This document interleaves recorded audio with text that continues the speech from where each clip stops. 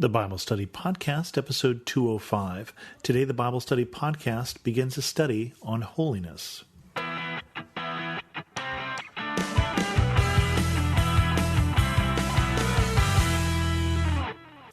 Welcome to the Bible Study Podcast. I'm your host, Chris Christensen. Wasn't sure what to study next, but one of the things that I noticed during Sunday morning worship service was that we were singing a number of different hymns that were talking about holy or holiness. And it occurs to me that we often use these churchy sort of words, and yet we don't talk about what they mean.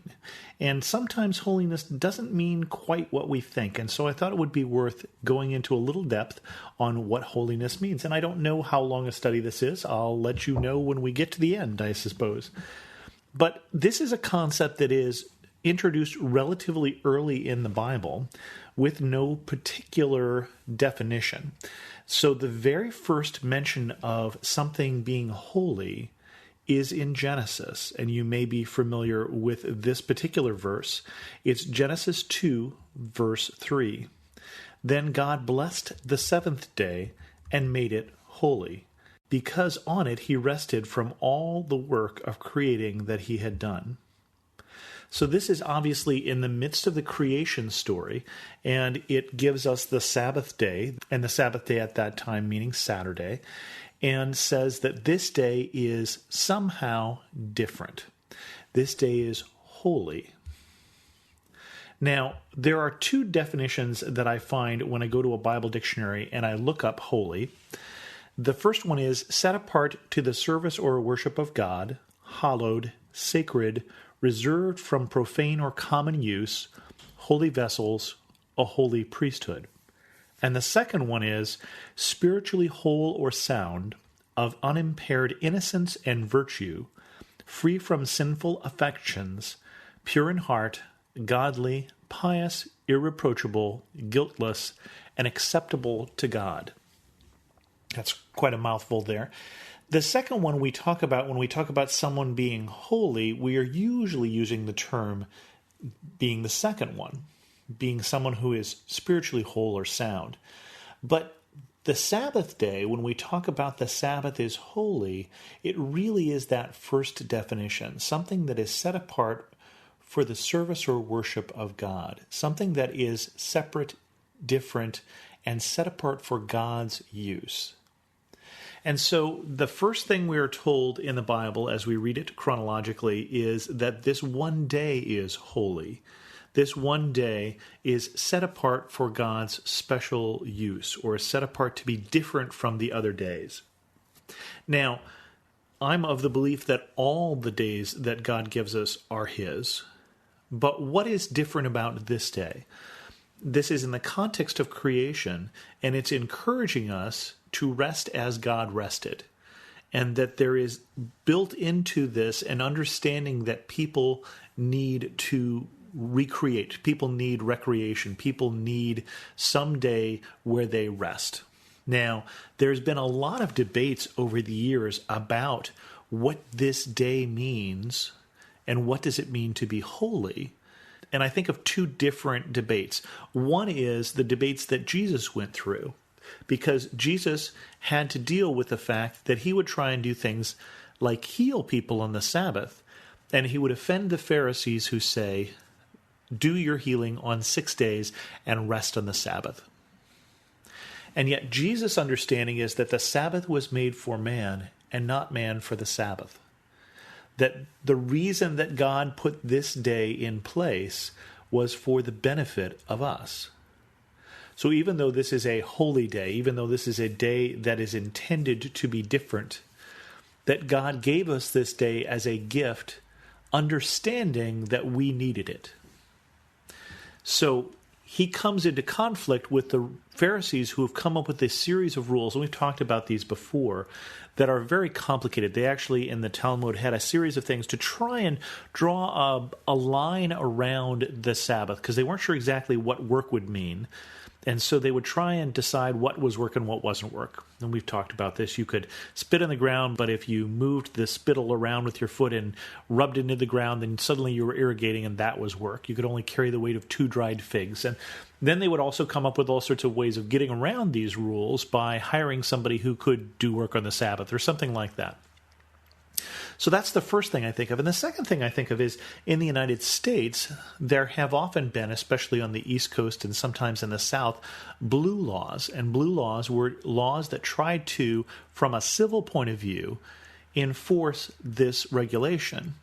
And so they would say things as simple as your business couldn't be open on Sunday, or as complicated. I remember in New Jersey it was at one point illegal for your garage door to be open on Sunday. I'm not sure why. I can't ever figure out how that became associated with making Sunday holy. Let's look at the second place in the Bible where they talk about holiness, or they talk about something being holy. And that comes up rather quickly after that in Exodus. You may remember that Moses is walking along, and he has been a shepherd. He has been kicked out of Egypt. He murdered someone and went into hiding, and he's been a shepherd for much of his life by this point.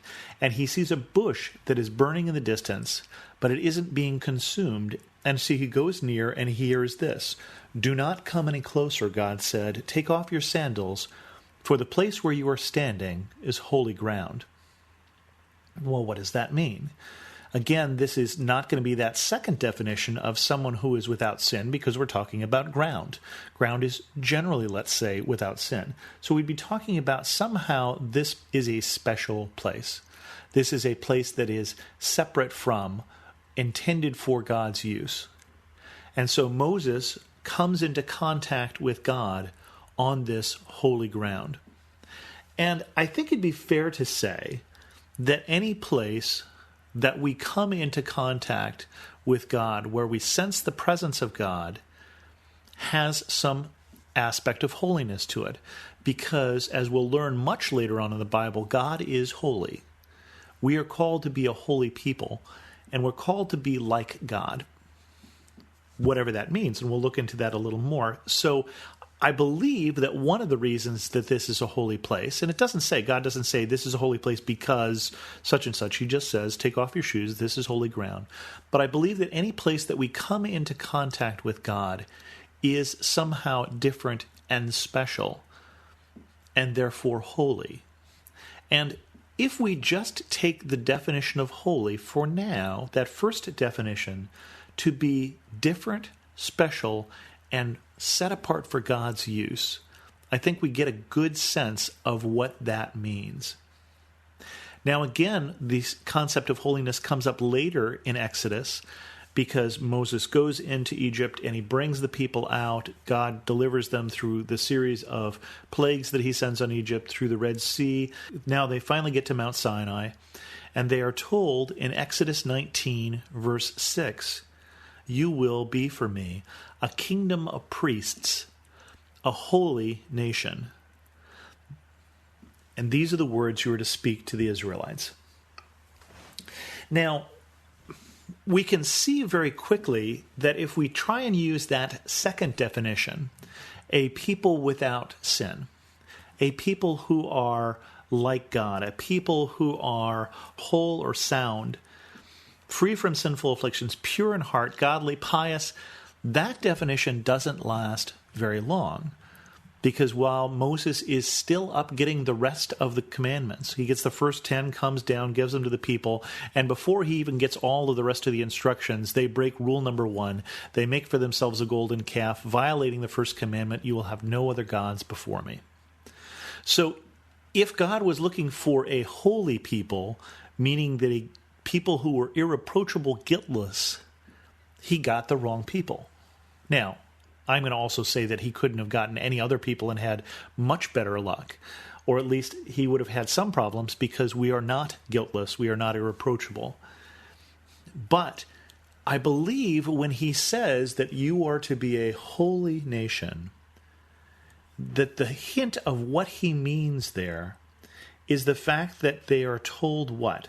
They are told they're going to be a kingdom of priests. Now, we've talked about this on the show before, but a priest is intended to be a bridge. And again, if we look at the Latin, it's a wonderful illustration because the Latin is pontiff or pont, which is bridge. And so you're intended to be a bridge between God and other people. So if we take that definition, then holy here means set apart for God's use, set apart for God's service.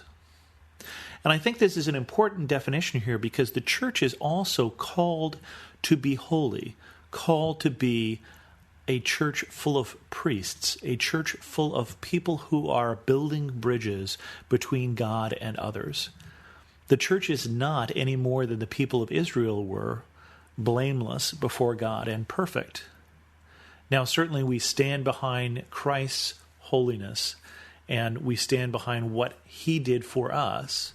We have this inherited holiness in that second definition because he has taken our sin from us. But really, when we're called to be a holy people, and we'll see that later on as we get to some of the New Testament verses, we are called to be that in the sense that the people of Israel were called to be a holy people, a people that is set apart, that is dedicated to the use and service of God.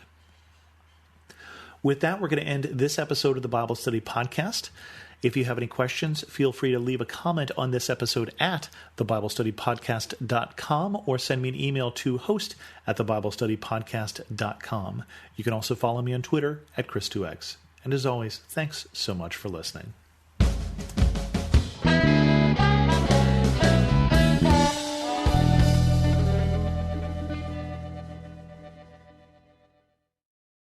For some of us, personal finances aren't just personal. They include loved ones, neighbors, the communities we call home, and the causes we hold in our hearts. At Thrivent, planning your finances is bigger than just money. We help you put your plans into motion and faith into action so you can do more for the ones in your heart. Because sometimes all you need to make a difference is someone to help you make it happen. Thrivent, where money means more.